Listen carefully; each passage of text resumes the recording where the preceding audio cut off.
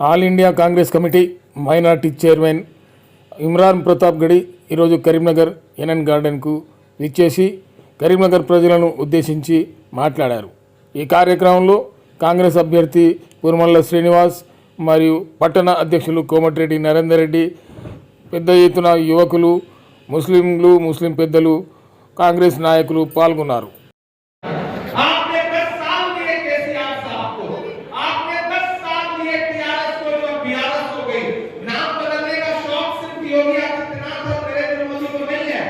केसीआर साहब को भी है। उन्होंने सबसे पहले अपनी ही पार्टी का नाम बदला टीआरएस को बीआरएस किया। हालांकि ये टीआरएस से कहीं से पहले टीआरएसएस कहता था, अब बीआरएसएस कहता हूं। आरएसएस की बी टीम। राहुल जी बहुत अच्छा नाम देते हैं इस पार्टी को। वो कहते हैं बीआरएस का फुल फॉर्म है भाजपा रिश्तेदार समिति। भाजपा की रिश्तेदार वाली पार्टी है। जब ये बात कह रहा हूं तो बहुत सारे लोग सोच रहे हैं मैं किस बुनियाद पर कह रहा हूं बात। मैं बताता हूं कि मैं किस बुनियाद पर कह रहा हूं।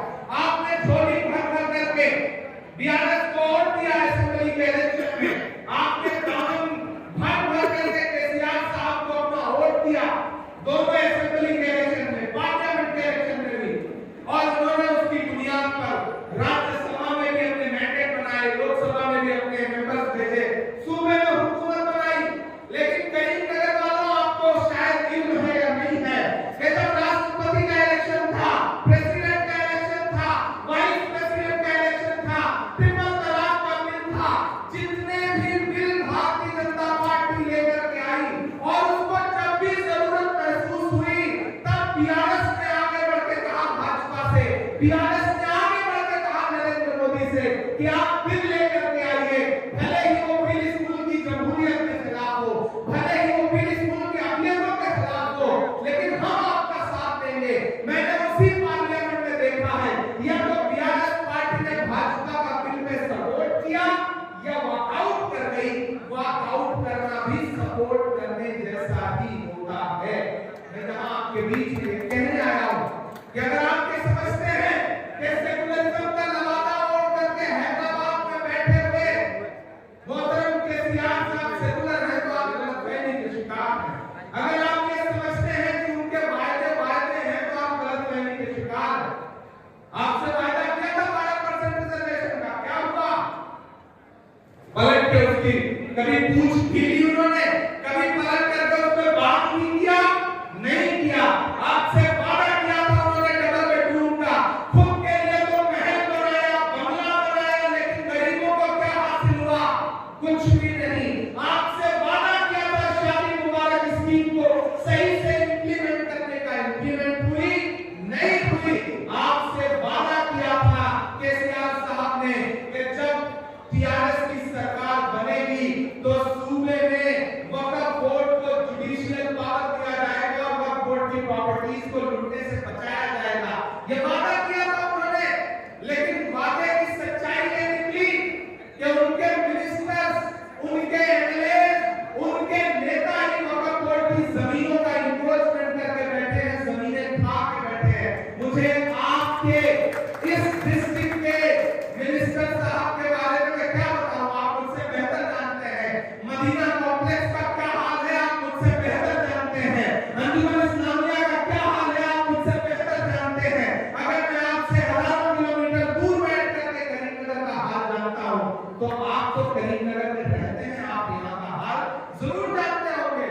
मैं खास तौर से, खुसूसी तौर पर अक़लियत के साथियों से गुफ्तगू करने आया हूं और आपसे ये कहना चाहता हूं कि ये जो इलेक्शन है, अगर आपके दिमाग में कोई कंफ्यूजन है तो उसे दूर करिए। ये इलेक्शन सिर्फ असेंबली का इलेक्शन नहीं है। करीमनगर वालों, ये वही करीमनगर है जहां सोनिया गांधी जी ने खड़े होकर के तेलंगाना बनने का ऐलान किया था। ये वही करीमनगर है। ये बहुत सियासी जिला है। यहां से उठी हुई आवाज पूरे मुल्क में असर रखती है।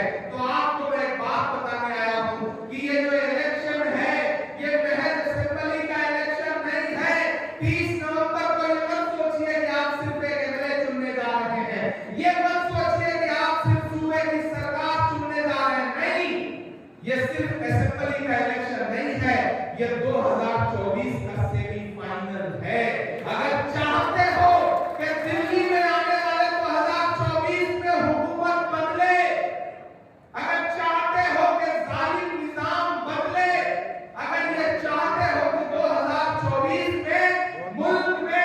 जमहूरियत को पसंद करने वाली सरकार आए, तानाशाही को पसंद करने वाली सरकार जाए।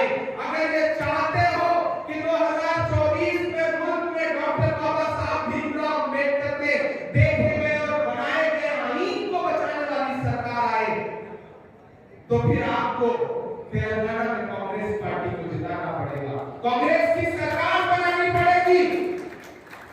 और ये बात मैं बुनियाद पर कहने आया हूं कि आपके दिन 64 से गुजरी थी भारत जोड़ो यात्रा, राहुल जी गुजरे थे आपके इसी दयाल से, और आपने मोहब्बतें फैला फैला करके अपना दामन उनके दामन में मोहब्बतें भरी थी, इसमें कोई दो राय नहीं, मैं इसे इनकार नहीं करता। लेकिन आपको फिर ये बात भी सोचनी पड़ेगी कि आप सोचिए, एक शख्स 4000 किलोमीटर कन्याकुमारी से कश्मीर तक पैदल चला, नारा लगाते हुए नफरत छोड़ो भारत जोड़ो। नफरत कम करने की कोशिश में उसने अपने पैर के छालों की परवाह नहीं की। 4000 किलोमीटर का मतलब समझते हैं आप?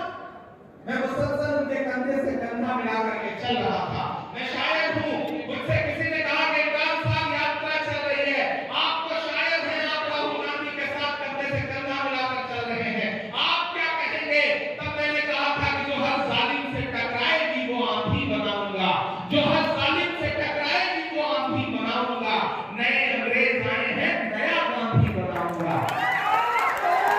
वो नया गांधी, अगर चाहते हो कि उसके हाथ मजबूत हो, अगर चाहते हो कि 2024 में दिल्ली की गद्दी पर राहुल गांधी प्राइम मिनिस्टर बन के बैठे, तो आपको तेलंगाना में कांग्रेस की सरकार बनानी पड़ेगी। ये वो जगह